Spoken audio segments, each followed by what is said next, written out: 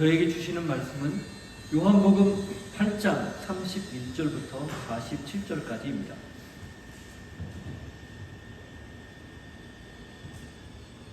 같이 읽습니다. 그러므로 예수께서 자기를 믿는 유대인들에게 이르시되 너희가 내 말에 거하면 참으로 내 제자가 되고 진리를 알지니 진리가 너희를 자유롭게 하리라.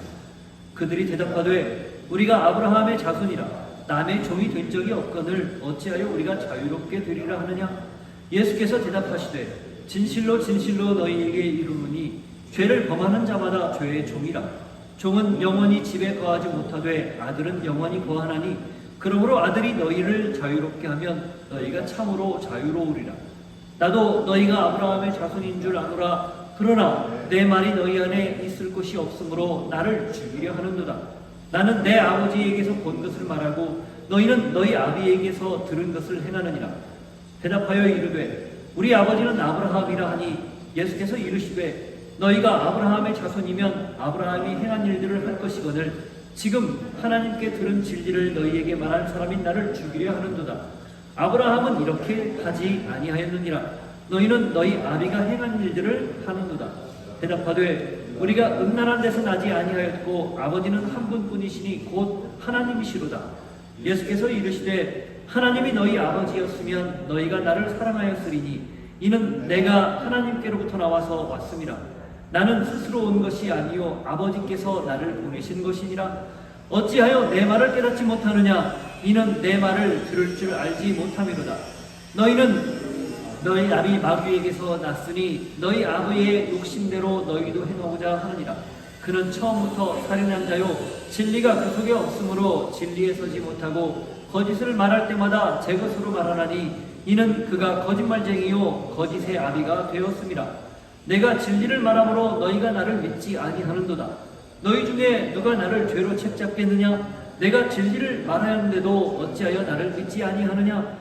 하나님께 속한 자는 하나님의 말씀을 듣나니 너희가 듣지 아니함은 하나님께 속하지 아니하였음이로다. 하나님 아버지, 말씀이 우리 안에 있으면 제자가 된다는 이 귀한 예수 그리스도의 선언 말씀을 오늘 우리가 듣고 우리 안에 주님의 말씀이 살아있는지 그 말씀 따라 사는지를 확인하고 그렇게 살기를 결단하게 하옵소서. 예수 이름으로 기도하옵나이다. 아멘. 신앙은 예수님을 믿으면서 시작됩니다. 첫 걸음이 믿는 사건이에요. 그 믿지 않고는 아무것도 시작할 수 없습니다. 그리고 성경은 그 믿음조차도 하나님의 선물이라고 말을 하죠. 그래서 믿음이 무엇보다 중요합니다. 하나님의 은혜가 중요한 거죠. 그러나 이렇게 시작한 신앙 반드시 다음 단계로 이어져야 합니다. 믿음을 지속할 수 있는 단계죠. 계속해서 새로운 믿음을 가질 수 있는 단계입니다. 바로 말씀을 듣고 말씀대로 사는 단계. 바로 그 단계가 필요한 거죠. 믿음이 씨앗을 심는 단계라면 말씀 안에 거하면서 말씀대로 사는 건 씨앗이 발아하고 자라는 그런 단계와 같습니다. 그러면 자연스럽게 그 다음 단계로 이어지는데 그게 열매입니다. 그 열매를 제자라고 부르는 거예요. 15장에서 예수님이 이걸 아주 잘 설명했죠. 15장을 한번 볼까요? 15장 1절부터 5절인데요. 우리가 앞으로 또 보겠지만 오늘 말씀하고 연관해서 1절 5절을 한번 보십시다. 나는 참 포도나무요 내 아버지는 농부라. 무릇 내게 붙어 있어 열매를 맺지 아니하는 가지는 아버지께서 그것을 제거해 버리시고 무릇 열매를 맺는 가지는 더 열매를 맺게 하려 하여 그것을 깨끗하게 하시느니라. 너희는 내가 일러준 말로 이미 깨끗하여졌으니 내 안에 거하라. 나도 너희 안에 거하리라. 가지가 포도나무에 붙어있지 아니하면 스스로 열매를 맺을 수 없음같이 너희도 내 안에 있지 아니하면 그러하리라. 나는 포도나무요 너희는 가지라. 그가 내 안에 내가 그 안에 거하면 사람이 열매를 많이 맺나니 나를 떠나서는 너희가 아무것도 할 수 없음이라. 이 흔하게 볼 수 있는 포도나무, 유대인들에게 아주 익숙한 나무거든요. 포도나무와 감람나무. 그걸 비유로 드는 거예요. 포도나무의 열매가 맺는 원리를 비유로 들어서 아주 쉽게 설명하는 거죠. 붙어 있으면 열매가 자연스럽게 맺힌다. 그러나 떨어져 나가면 맺지 못한다. 깨끗하게 했다라는 말 거기 나오죠. 3절. 이미 깨끗했다. 말씀으로. 그게 바로 구원받았다 그 말이에요. 그럼 구원받은 이후에는 어떻게 있어야 되는가? 붙어 있어야 한다는 겁니다. 가지에 붙어 있어야 된다는 거죠. 그러면 자연스럽게 맺는 게 열매다. 믿음으로 시작한 우리의 신앙이 그냥 믿음으로만, 그래서 구원받았다라고만 모든 게 다 오케이가 아니라 그 다음 단계, 그게 반드시 필요하다. 그 말씀을 성경이 누누이 강조하고 있는 것입니다. 따라서 우리가 알고 있는 또는 혹은 착각할 수 있는 믿음이면 모든 것이 다 오케이, 믿음이면 만사 형통, 만사 오케이라고 생각하는, 굳이 이런 표현을 쓰면 믿음 만능주의? 그게 맞냐는 거예요. 믿음으로 구원받기 때문에 옳은 말이죠. 그걸 강조하기 때문에 굉장히 중요한 말인데, 믿으면 모든 것이 다 된다라고 생각하는 건 어쩌면 자기 신념체계 혹은 자기가 알고 있는 어떤 자기만의 사상체계일 수 있다는 거죠. 믿음만큼 중요한 것이 내가 믿음대로 살아내는 것, 사는 것, 이걸 지금 강조하는 그런 가르침이에요. 그러니 붙어 있어라. 가지가, 이 줄기에 가지가 붙어 있어야 열매를 맺는 위치를 그래서 가르쳐 주는 거죠. 유대인들은 이런 생각을 했어요. 자신들이 아브라함의 자손이고 하나님이 자기들을 그래서 선택했기 때문에, 그래서 선택한 증거로 자기들이 몸에 할례가 있고 이런 여러 가지, 그리고 율법도 주어졌고 아브라함의 자손, 하나님의 선택의 증거로 할례, 그리고 율법, 이런 것들이 다 자기들에게 주어졌기 때문에 그들은 구원은 따놓은 당상이다, 이렇게 생각했어요. 그리고 그렇게 1000년 넘게 살아왔어요. 예수님 때도 마찬가지였죠. 근데 문제가 뭐였습니까? 그렇게 구원은 따놓은 당상이다, 우리는 하나님이 우리를 선택했기 때문에 당연히 구원받은 백성으로 죽어도 그렇게 구원받은 사람으로 산다, 이렇게 여긴 그들의 착각이 뭐였는가? 그들에게 주어진 율법, 말씀을 곡해하고 왜곡하고 자기들 마음대로 편취해서 필요한 것들만 받아들이고 그렇지 않은 것들은 다 생각하지도 않는, 마치 이단들이 필요한 것만 가져다가 쓰는 것과 같은 그런 형태를, 작태를 그들이 보이고 있었다는 거예요. 그리고 거기에 대해서 반론을 제기하거나 예수님의 가르침처럼 예수님이 그것들을 깨는 작업, 그래서 이 독사의 자식들아 라고까지 독설을 퍼부어대면서 회개하라 라고 말하는 그들에게는 그 예수님의 가르침이 말이 안 되는 거였죠. 받아들일 수 없는 거였어요. 우리는 이미 하나님의 백성으로 떳떳하게 살고 있는데 무얼 더 회개하란 말인가, 무슨 절차가 더 필요한가, 이런 생각을 가졌던 거죠. 그러니 선택받지 못한 이방인들, 그들을 짐승 취급하면서 무시했던 거예요. 그들과는 섞여서 밥도 안 먹고 함께 말도 안 섞는 그런 정말 잘못된 왜곡된 선민의식을 가지고 있었던 거죠. 지금 오늘 본문이 사실은 그런 사람들을 대상으로 하고 있는 거예요. 이 31절은 30절 말씀하고 연결 지어서 보면 더 분명합니다. 30절 뭐라고 되어 있어요? 이 말씀을 하심에 많은 사람이 믿더라. 믿었다는 거예요. 무엇을 믿었다는 거죠? 이 말씀인데, 그 이 말씀이 뭐냐면 그 7장에 초막절에 예수님이 가르쳤던 내용이에요. 내가 생수다. 목이 마르거든 누구든지 와서 마셔라. 6장에 생명의 떡이다 얘기했던 걸 7장에서는 나는 생명의 물이다 이렇게 얘기하는 거잖아요. 먹고 마시라. 예수님이 나를 먹고 나를 마셔라, 이 얘기 했었잖아요. 그 연장선상이에요. 그리고 또 무슨 말씀도 했어요? 아버지께서 보내셔서 내가 왔다.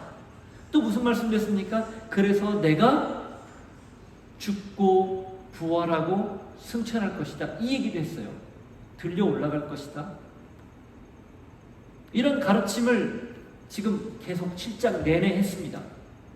근데 그 말을 듣고 많은 사람들이 믿기 시작했다는 거예요. 이거 굉장히 놀라운 일입니다.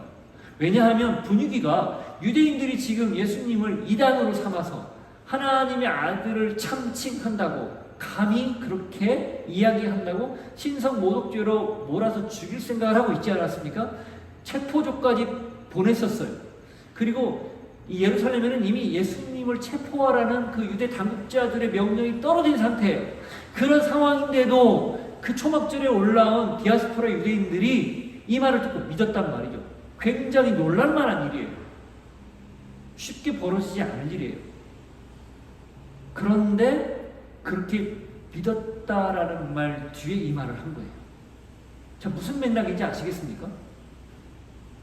단순히 믿는 것만으로 끝이 아니라는 걸 지금 강조하려는 의도가 이 31절 이하에 있는 거예요.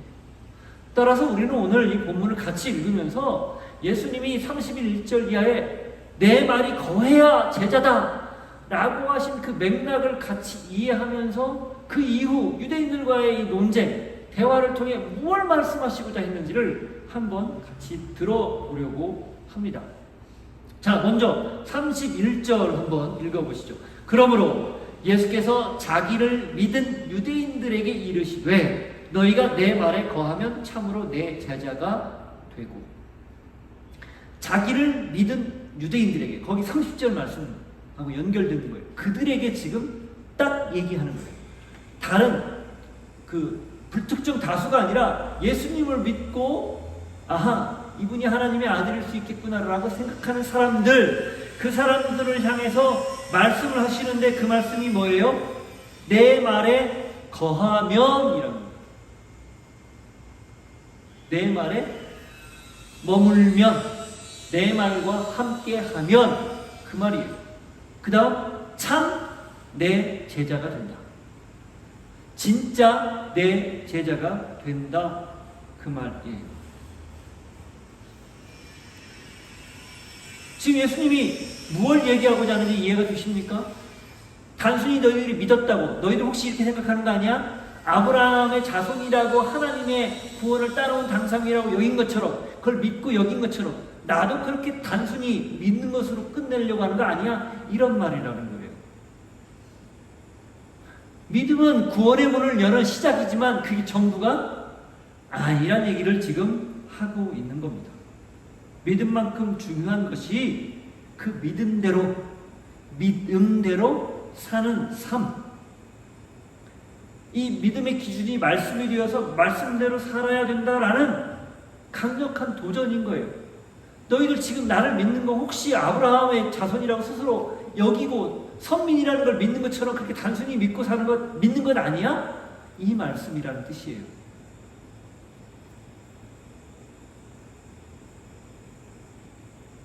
왜 야고보서가 우리에게 주어졌을까요? 바울이 그가 쓴 서신서 13권을 통해서 줄곧 아주 정확하게 강조하는 것. 로마서 갈라디아서에서는 아예 드러내놓고 이야기하지만 그 기저에 깔려있는 나머지 11권의 편지에도 믿음이에요. 믿음으로 구원을 받는다. 다른 건 없다.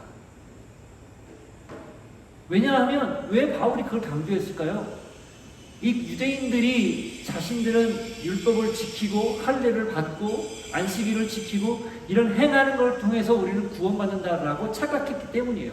곧 아브라함의 자손이라는 선민이라는 의식과 하나님의 율법을 자신들이 지킨다라고, 그래서 지켰기 때문에 그것을 우리는 구원받는다라고 생각했기 때문에 그걸 정확하게 정면으로 반박하기 위해서 아니야, 구원은 그렇게 자기 행위로 자기 공로로 받는 게 아니야, 믿음으로 받는 거야 라는 걸 강조하는 측면이 많았습니다. 그런데 바울 서신서에 다른 걸 보면 그럼 행함이 없는가? 아니에요.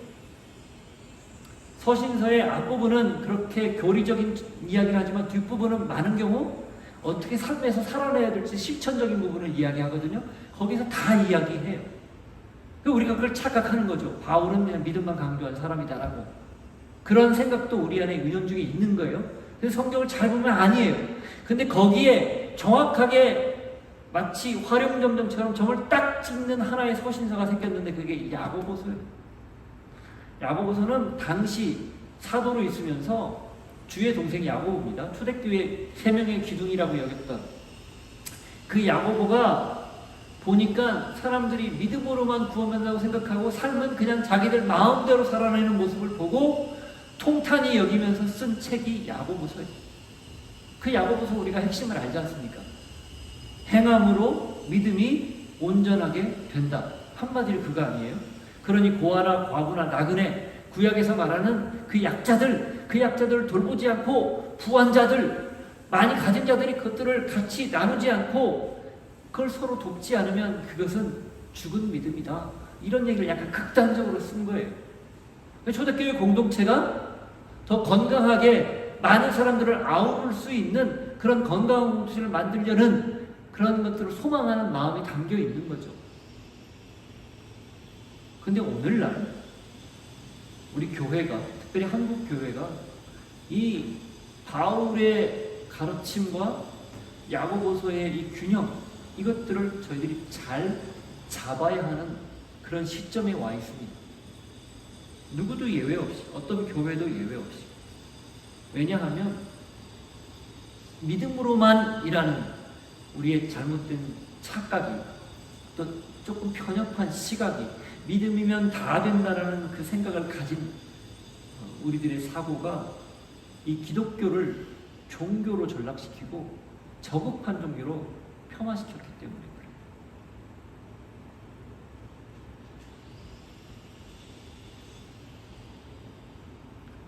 오늘 말씀에 거해야 제자라, 이런 말씀 제목을 굳이 단 이유는 우리가 믿음으로 우리의 신앙의 첫걸음을 내딛지만 그 믿음을 지속하고 믿음이 믿음다워지기 위해서는 말씀 안에 거하는 삶이 매일매일 반복되어야만, 어제 했던 반복이 오늘 했던 게 내일, 이게 계속해서 똑같이 이어져야만 우리의 신앙이 건강한 신앙, 아니 제자다운 신앙으로 자리매김할 수 있기 때문에 그렇습니다. 이 제자라는 말은 배우는 자라는 의미가 있어요. 그럼 무엇을 배우는 거예요? 예수님이 하신 말씀을 배우는 거죠. 또 자기 스승을 따라가는 자라는 뜻도 있습니다. 도제 아시죠? 그 제자를 받아서 10년, 20년 스승과 같이 지내면서 스승이 하는 그대로 배우는 거, 이게 도제잖아요. 마치 도제 같은 그런 게 이 제자라는 말씀에 담겨있는 의미예요.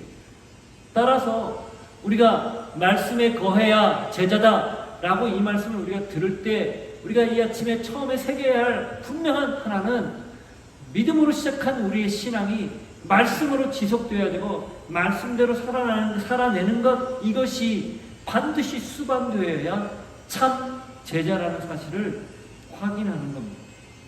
그래서 스스로에게 물어야 돼요. 나는 오늘 말씀대로 살고 있는가? 나는 오늘 내 말씀이, 하나님의 말씀이 내 삶의 기준이 되고 있는가? 하나님의 말씀대로 살려는 몸부림이 있는가? 어떤 사안이 생겼을 때 그 사안을 놓고 결정을 짓거나 판단할 때 말씀이 기준이고 말씀 따라 그 가치를 판단하려고 하는가? 그걸 한번 스스로에게 물어봐야 됩니다. 그래야 말씀에 거하는 삶을 사는 거가 되는 거죠. 그래야 제자로 살 수 있는 거예요. 자, 그 다음, 그럼 제자가 되면 어떻게 되는가? 32절이에요. 진리를 알지니 진리가 너희를 자유롭게 하리라. 진리가 자유롭게 한다.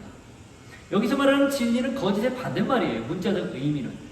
그러나 거기에 예수님이 상징적으로 하신 이 말씀의 의미는, 진리는 곧 예수님의 말씀, 하나님의 말씀입니다. 우리는 그렇게 고백하잖아요. 진리는 곧 하나님의 말씀이라고. 그리고 그 진리가 곧 예수 그리스도 그 자체입니다. 따라서 이 말은 이렇게 이해할 수 있어요. 진리를 알지니 진리가 너희를 자유롭게 하리라. 이 말은 내 말을 알지니 내 말이 너희를 자유롭게 하리라. 그러니까 말씀을 알지니 말씀이 너희를 자유롭게 하리라. 우리가 진정한 자유를 맛볼 수 있는 건 진리 안에 거하는 건데, 진리, 곧 말씀을 알고 말씀을 붙들고 있으니 다른 것으로부터 자유로워지는 거예요. 또 이런 의미도 있습니다. 예수님을 알지니 예수님이 너희를 자유롭게 하리라. 예수님의 1인칭 화법으로 얘기하면 나를 알지니 내가 너희를 자유롭게 하리라, 그 말이에요. 무슨 말입니까? 믿음을 통해서 구원받은 너희들은 말씀 안에 거하고 그 말씀을 계속해서 살아내기 시작하면 그게 곧 자유를 경험하게 하는 삶의 실질적인 변화를 가져오게 될 것이다, 맛보게 될 것이다, 그런 뜻이에요. 과거, 죄, 죽음, 율법, 그리고 여전히 묶여있는 나만의 어떤 불안한 것도 있을 수 있고 걱정도 있을 수 있고 여러 가지 있지 않습니까? 그런 모든 것으로부터 자유롭게 된다는 거죠. 사실 우리가 묶여있는 것들로부터 벗어나려고 모든 애를 써요. 근데 원리는 단순합니다. 벗어나려고 손을 자꾸 이렇게 벌리고 자꾸 놓을수록 희한하게 더 잡히는 거죠. 근데 어떻게 하면 돼요? 진짜를 붙잡으면 되는 거예요. 그러면 어느 순간 나도 모르게 나머지 것들이 다 내 손에서 떠나가는 것을 경험하는 거죠. 예수님이 지금 그걸 우리에게 들려주고 있는 거예요. 신앙을 가졌다고 생각하는데 여전히 묶여있고, 나는 예수님을 잘 섬긴다고 생각하는데 여전히 새속같이 물들어 있는 까닭은 엄밀히 따지면 그 다음 단계를 제대로 가고 있지 않기 때문이다, 그 말입니다. 여전히 묶여있기 때문이고 여전히 진리와 다른 것들을 곁들여서 붙잡고 있기 때문에 그런 일들이 벌어진다는 거죠. 따라서 내가 아직도 묶여있는 게 있고, 내가 아직도 붙들려 있는 게 있고, 아직도 불안이 나를 엄습하고 있다. 진리가 우리를 완전히 사로잡지 못하고 있기 때문이라는 방증입니다. 내가 아직도 말씀 안에 온전히 서 있지 못하다는 증거예요. 내가 예수 그리스도를 완전히 신뢰하고 있지 못하다라는 분명한 명백한 증거예요.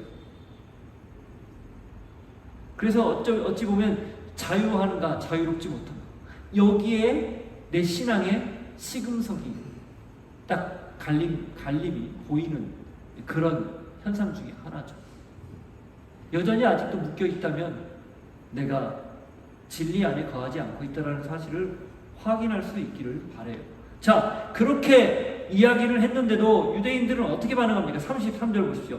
그들이 대답하되 우리가 아브라함의 자손이라 남의 종이 된 적이 없거늘 어찌하여 우리가 자유롭게 되리라 하느냐. 알아들을 리가 없는 거예요. 아니, 네가 우리를 자유롭게 한다고 그러는데 우리는 이미 자유인이야, 이 말이죠. 왜? 아브라함의 자손이니까. 너의 말에는 문제가 있다냐, 그런 뜻이에요. 자, 이게 누구를 대상으로 하는 얘기예요? 자기를 믿은 사람들을 대상으로 하는 이야기예요. 그러니 예수를 믿었다고 30절에 했던 그 사람들의 그 실체가 어떤 거였을까요? 사실 지금 그들이 믿은 게 아닐 수도 있다는 거죠. 무엇을 믿었는지도 모르는 거예요. 자기들의 사고와 틀에 여전히 갇혀서 보고 있는 거죠. 그러니 예수님의 말씀을 알아듣지 못하는 거예요. 이어지는 예수님, 그 말을 듣고 뭐라고 말씀하시는지 한번 보십시오. 34절부터 36절. 예수께서 대답하시되 진실로 진실로 너희에게 이르노니 죄를 범하는 자마다 죄의 종이라. 종은 영원히 집에 거하지 못하되 아들은 영원히 거하나니 그러므로 아들이 너희를 자유롭게 하면 너희가 참으로 자유로우리라. 너희들은 여전히 구원받았다고 하지만 여전히 종이라는 거예요. 무엇의 종? 죄의 종. 그런데 그 죄의 죄로부터 자유로울 수 있는 유일한 길은 아들은 자유자인데 그 아들을 믿는 길만이 자유로운 길이다. 이렇게 말하는 거예요. 이건 무슨 뜻일까요? 여러분, 지금 유대인들이 어떤 모습을 보였어요? 8장 1절 앞부분에 보면 초막절 사건 이후 가늠하다 현장에서 잡혀온 여인을 데려와서 예수님 앞에 어떻게 해야 되냐고 물어봤었잖아요. 예수님을 잡으려고 하는 함정이었죠? 아시죠? 근데 예수님이 그들에게 뭐라고 얘기했습니까? 바닥에다 뭐라고 쓴 다음에 너희 중에 죄 없는 자가 먼저 돌로 치라 이렇게 얘기했거든요. 그러자 그 말을 듣고 사람들이 어른으로부터 아이들까지 슬금슬금 돌을 놓고 다 그 자리를 슬며시 빠져나가 버렸어요. 그게 뭘까요? 오늘 본문의 맥락으로 보면 그들은 우리는 자유인이야, 우리는 선민이기 때문에 구원받았어 이렇게 말을 하고 있는데 사실은 자기들이 누구에게 말하지 못하는 양심의 죄책들을 가지고 있었다는 뜻이에요. 예수님은 그걸 정확히 찝은 거죠. 그러니 너희 중에 죄 없는 자가 먼저 돌로 치라 라고 말했을 때 그들이 양심에 찔려 그 자리를 피했던 거예요. 나도 내가 선민이지만 떳떳하게 죄 없다라는 말 못하지. 그런 상황인 걸 감안하고 하신 말씀이에요. 너희들은 선민이라고 이야기하고 구원받았다고 말하지만 너희들 마음속에는 누구에게 말 못하는 죄책이 있지 않느냐? 그런데 너희가 감히 스스로 자유자라고 그렇게 단언할 수 있느냐? 아니라는 거죠. 그러니 아들을 믿어야만, 진리를 믿어야만 그 진리가 너희를 진짜 자유롭게 할 거야 라고 지금 말씀하고 있는 거예요. 이해가 되세요? 왜 이런 맥락으로 주님이 말씀을 하셨는지? 예수님은 그들 안에 있는 자기들은 자유롭다고 말하지만 실질적으로는 자유롭지 못한 그걸 확 꼬집어서 정확하게 그 핵심을 짚고 그들이 회개를, 그들이 하나님 앞으로 돌아오기를 촉구하고 있는 거예요. 얼마나 기가 막히고 얼마나 정확한 표현법입니까?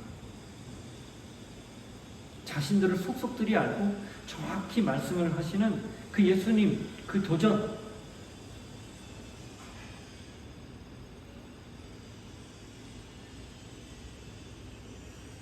그렇다면 그들이 왜 이렇게 스스로 자기들은 자유자다, 더 이상 우리를 자유롭게 할 만한 그런 여지가 없다, 왜 이렇게 말을 했을까요? 양심의 가책이 있으면서도 왜 그런 생각들을 하고 살았을까요? 그들이 하나님을 몰랐습니까? 율법이 그들에게 없었어요? 그들이 율법을 안 지켰어요? 하나님도 알았고 율법도 있었고 율법도 지켰어요. 왜 그래요? 자기들이 보는 시각으로 하나님을 정확하게 재단하고 율법을 나름대로 제한하고 그리고 자기들 마음대로 삐뚤어진 신앙을 제시했기 때문이에요. 자기 시각으로 보니까 다른 게 안 보이는 거죠. 하나님의 큰 그림, 구원을 위한 큰 그림을 못 본 거예요. 왜 이스라엘을 선택했는가? 다른 민족들을 그 선택한 이스라엘 백성을 통해서 구원하려고 선택했는데 그것도 차단해버렸어요. 왜 율법을 주셨는가? 그 율법을 통해서 자신들이 죄인이라는 걸 깨닫고 하나님의 은혜로만 우리가 구원받는다는 것을 알리기 위해서 율법을 주셨는데 자기들이 그 율법을 지키는 것으로 구원받았다고, 구원받을 수 있다라고 잘못 믿는 것, 그렇게 왜곡시켜버렸어요. 그리고 하나님 그걸 바로잡기 위해서 수많은 선지자들을 보내고 급기야는 아들까지 보냈는데도 그걸 지금 온몸으로 거부하는 거예요.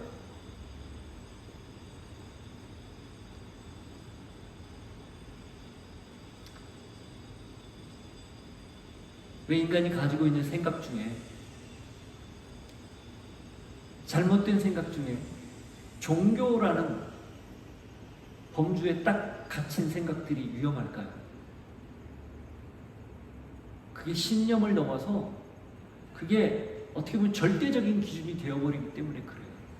그래서 종교 간 갈등이 인류 역사에 끊이지 않고 일어나는 겁니다. 특별히 기독교와 이 무슬림 가장 강력하게 여전히 갈등하고 있잖아요. 그게 결과적으로 하나님 주신 이 넓은 의미의 하나님의 사랑, 은혜, 이것들을 잘 모르고 오해해서 하나님의 뜻을 왜곡하기 때문에 일어나는 그런 갈등들입니다. 오늘 우리 교회는 어떨까? 우리 신앙은 어떨까? 이런 유대인들의 모습을 보면서 우리가 한번 점검하는 건 너무너무 그래서 중요한 거예요. 나는 건강한 신앙인가? 건강한 생각을 가지고 예수님을 믿고 하나님을 섬기고 있는가? 혹은 편협한 시각과 편협한 생각으로 하나님의 뜻을 내가 제한하고 있진 않은가? 이 유대인들과 내가 별반 다르진 않은가? 생각해 봐야 될 문제라는 거죠.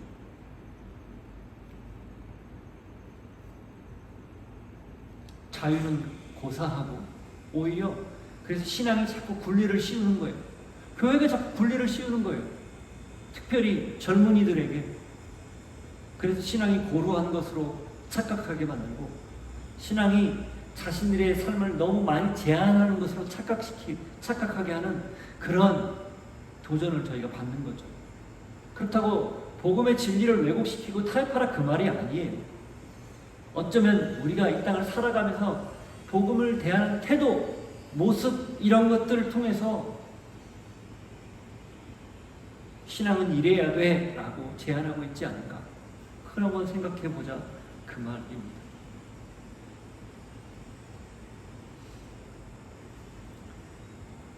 예수님께서 이어서 말씀하십니다. 37절부터 38절 보십시오.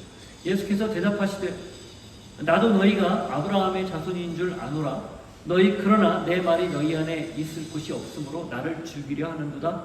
나는 내 아버지에게서 본 것을 말하고 너희는 너희 아비에게서 들은 것을 말하느니라. 나도 너희가 혈통으로 아브라함의 자손인 걸 인정한다 그 말이에요. 그러나 인정하는데 너희가 내 말을 믿지 않기 때문에 곧 진리가 너희 안에 있지 않기 때문에 나를 죽이려 한다. 그게 너희 아비가 했던 일들이고 너희가 그것을 고스란히 답습하고 있다 그 말이에요. 그건 뭐예요? 너희 조상들이 지금껏 그려왔다는 거예요. 너희들도 지금 조상들에 따라 그대로 하고 있고 그걸 깨지 않는 이상, 그걸 받아들이지 않는 이상 가능성이 없다 이 얘기하는 거죠. 뭐라고 대답합니까? 39절 대답하여 이르되 우리 아버지는 아브라함이라 하니 뭐라고 얘기해요? 자기 아버지는 아브라함이라고 얘기하는 거죠. 예수께서 이르시되 너희가 아브라함의 자손이면 아브라함이 행한 일들을 할 것이거늘 지금 하나님께 들은 진리를 너희에게 말한 사람이 나를 죽이려 하는도다. 아브라함은 이렇게 하지 아니하였느니라. 너희는 너희 아비가 행한 일들을 하는도다. 너희가 지금 아브라함의 자손이라고 이야기하는데 아브라함은 이러지 않았다는 거예요.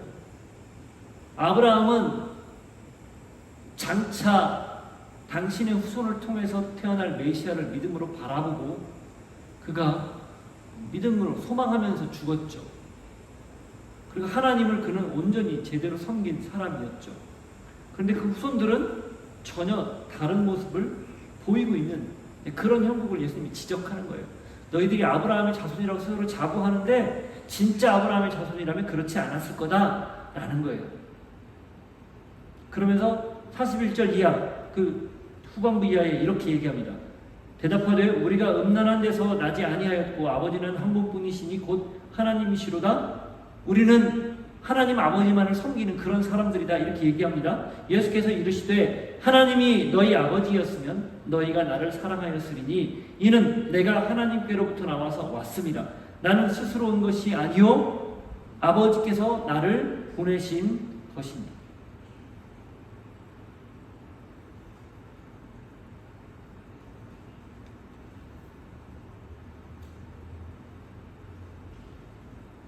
자기가 우리 아버지는 하나님이다 라고 말하는 것에 대해서 예수님 그걸 그대로 고스란히 받아서 너희들이 하나님의 아들이라면 진짜 아들인 나를 몰라볼 리가 없다. 뭐 이런 얘기입니다. 한마디로. 다른 말로는 그러니 너희들이 선민이라고 여기는 그것이 구원의 보증이 되지 못한다. 그런 말이기도 해요. 자, 이런 일련의 대화를 통해서 예수님이 하시는 말씀, 그 알고 있는 잘못된 의식, 생각, 그걸 벗어나서 예수를 믿고 뿐만 아니라 그 말씀대로 사는 것만이 유일한 하나님의 구원을 누리는 하나님의 사람, 제자로 살아갈 수 있는 유일한 길이다. 이걸 지금 재차 강조하는 거죠. 자, 한 걸음 더 나갑니다. 43절부터 46절. 어찌하여 내 말을 깨닫지 못하느냐? 이는 내 말을 들을 줄 알지 못함이로다. 너희는 너희 아비 마귀에게서 났으니 너희 아비의 욕심대로 너희도 행하고자 하느니라. 그는 처음부터 살인한 자요 진리가 그 속에 없으므로 진리에 서지 못하고 거짓을 말할 때마다 제 것으로 말하나니 이는 그가 거짓말쟁이요 거짓의 아비가 되었음이라. 내가 진리를 말함으로 너희가 나를 믿지 아니하는도다. 너희 중에 누가 나를 죄로 책잡겠느냐? 내가 진리를 말하는데도 어찌하여 나를 믿지 아니하느냐? 아브라함의 자손이 아니다. 선민이 아니다. 선민이면 그럴 리가 없다. 이렇게 말씀을 한 예수님이 이제 한 걸음 더 나가서 너희는 마귀의 자식들이다. 이렇게 말을 하는 거예요. 너희 아비는 마귀다. 왜? 너희는 스스로 착각하고 하나님의 뜻을 제대로 알지도 못했고 그렇기 때문에 그 행하는 모든 일들이 마치 마귀가 하는 것과 똑같은 일을 하고 있다. 그런 뜻이에요. 마귀가 하는 일은 뭐 여기 거짓말쟁이라고 나와 있죠. 이간하는 자라고 나와 있죠. 분리하는 자라고 나와 있죠. 곧 지금 유대인들이 하는 일이 하나님과 다른 하나님의 백성들 사이를 분리하고 있어요. 그들에게 거짓을 전해서 그들로 하여금 왜곡된 하나님에 대한 인식을 갖게 하고 있어요. 그들에게 진리는 고사하고 진리를 전해야 되는데 진리는 접어놓고 자꾸 가짜만을 지금 보여주고 있는 거예요. 그 유대인들이 예수님 당시 유대인들이 하고 있었던 행태였다는 겁니다. 이 말이 왜 뼈아픈 줄 아십니까? 우리가 하나님 안에 제대로 제자로 살지 못하면 말씀 안에서 제대로 제자로 살지 못하면 우리도 이러고 있기 때문에 그래요. 사람들이 예수님에 대해서 혹은 뭐 우리가 쉽게 말하는 4대 성인이라고 말하는 성인들에 대해서는 그닥 큰 반감을 갖지 않아요. 다 반감을 갖는 경우는 그 사람을 그 4대 성인이라고 불리는 고 대상들을 추종하는 사람들 때문에 반감을 가져요. 기독교뿐 아니고 다른 종교도 마찬가지예요. 그런데 유독 기독교가 더 그게 극명한 차이가 있어서 강력하게 반감을 주고 있는 거죠. 이 마치 마귀의 자식들이 아비가 마귀라고 예수님이 유대인들에게 질책하고 그들이 했던 일과 똑같은 걸 오늘날 우리도 하고 있더라는 거죠. 왜 예수 믿기를 주저합니까? 교회 때문입니다. 왜 예수 믿기를 망설입니까? 그리스도인들 때문입니다. 왜 예수 믿기를 머뭇거립니까? 목사들 때문입니다. 이런 얘기를 우리가 듣는 거죠. 무거운 이야기지만 들어야 될 이야기이기도 합니다. 예수님이 이렇게 분명하게 말씀이 없으면 마귀와 같다. 그리고 그 일을 통해서 예수 믿는 걸 자꾸 방해하는 일만 하고 있다. 예수님을 믿고 따는 그 일을 오히려 막고 있다라는 도전을 우리가 왜 들어야 되는가? 어쩌면 이 모습 또한 우리의 모습일 수 있기 때문에 그래요. 47절 보십시오. 하나님께 속한 자는 하나님의 말씀을 듣나니 너희가 듣지 아니하면 하나님께 속하지 아니하였음이로다. 자, 하나님께 속한 자는 당연히 그의 말씀을 듣는다는 거예요. 이게 지극히 정상이라는 거예요. 그런데 지금 속했다고 이야기하지만 말씀을 안 듣고 있다? 속하지 않았다는 겁니다. 이게 예수님의 이 논증의 마지막 부분 선언이에요. 바꿔 말하면 무슨 뜻이에요? 너희는 지금 너희가 하나님의 아버지라고 자부하고 있고 아브라함의 후손이라고 이렇게 당당하게 말하고 있는데 너희들은 보면 너희들의 행태를 보면 하나님께 속하지도 않았고 아브라함의 자손도 아니다라는 거예요. 왜? 말씀대로 안 사니까. 이미 구약에 율법을 통해서 율법을 줬는데 그 율법도 제대로 지키지 않고 제단에서 자기들 마음대로 하고 싶은 것만 하니까. 이미 하나님이 주신 그 신분적인 특권을 다 잃었다는 거죠. 말씀에 거해야 제자다. 이건 우리에게 오늘 굉장히 강력한 도전입니다. 우리가 하나님의 말씀에 거하면 하나님에 속한 사람으로 살아요. 거꾸로 하나님께 속했다면 하나님의 말씀을 당연히 지키는 것으로 삽니다. 이게 연결되어 있어요. 뭐가 먼저고 뭐가 뒤가 아니에요. 하나예요. 따라서 우리가 우리의 신앙이, 우리의 삶이, 우리가 이 땅에 살아내는 우리 신앙인으로서의 삶이 예수님을 가로막지 않고 하나님의 영광을 가리지 않기 위해서는 딱 하나밖에 없는 거예요. 믿음으로 출발한 우리의 신앙을 말씀으로 다지는 겁니다. 말씀으로 꾸준히 살아가는 거예요. 성경 읽기를 반복하는 이유가 거기에 있어요. 왜 계속 성경 읽기만 그렇게 강조하는가? 그걸 통해서 우리가 하나님의 사람으로 늘 살아갈 수 있기를 간절하게 바라기 때문이에요. 또 그 길만이 우리가 유일하게 이 땅에서 신앙인으로 살아갈 수 있는 방법이기 때문이에요. 그게 선행이 되면 나머지는 부차적으로 따라가는 거예요. 자연스럽게 일어나는 거죠. 마음으로부터 우러나서. 기억하십시오. 어제의 신앙으로 오늘 살 수 없습니다. 오늘 신앙으로 내일도 살 수 없어요. 오늘은 오늘 신앙으로 사는 거예요. 그래서 데일리 브레드, 일용할 양식인 거죠. 일용할 양식, 말씀을 붙들고 오늘 내가 지탱하는 거예요. 그게 말씀 안에 거하는 삶입니다. 그러면 제자, 예수님을 따르는 사람, 예수님을 닮는 사람, 예수님을 드러내는 사람, 나를 통해서 예수님이 마음껏 나타나는 그런 사람 될 수 있습니다. 여기 계신 분들, 또 예배하는 모든 분들, 그런 도전 앞에서 오늘 말씀 안에서 말씀에 거해야만 제자라고 분명하게 하나님이 인정한다는 걸 기억하고 살아갈 수 있기를 바랍니다. 같이 기도합시다. 하나님, 말씀 안에 거하는 삶을 살게 해 주십시오. 오늘도 읽은 말씀이 내 삶의 지표가 되고 기준이 되고 이 말씀을 살아내려고 몸부림치는 저희 되게 하옵소서. 함께 기도하겠습니다. 하나님 아버지, 오늘도 주신 말씀을 기억합니다. 이 말씀을 통해서 하나님의 뜻대로만 살기를 소망합니다. 주님, 믿음으로 시작한 우리의 신앙의 걸음이 말씀으로 다져지고 지속될 수 있도록 우리를 붙들어 주시고 말씀하시는 대로만 살아갈 수 있는 저희가 되게 하옵소서.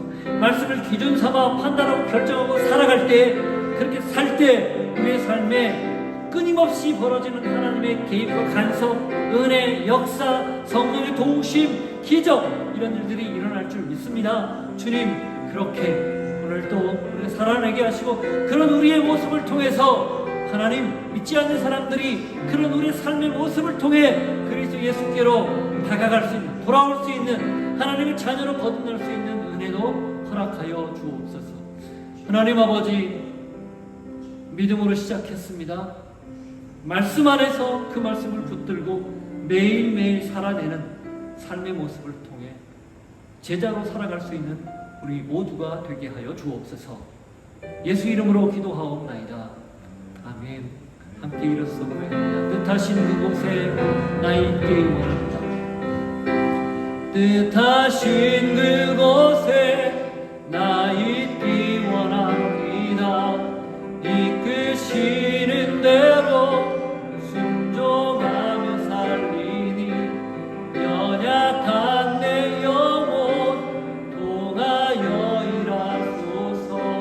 주님 나라와 그 뜻을 위하여 뜻하신 그곳에 나 있기 원합니다. 이끄시는 대로 순종하며 살리니 연약한 내 영혼 통하여 일하소서. 주님 나라와 그 뜻을 위하여. 오 주님, 나를 이끄소서.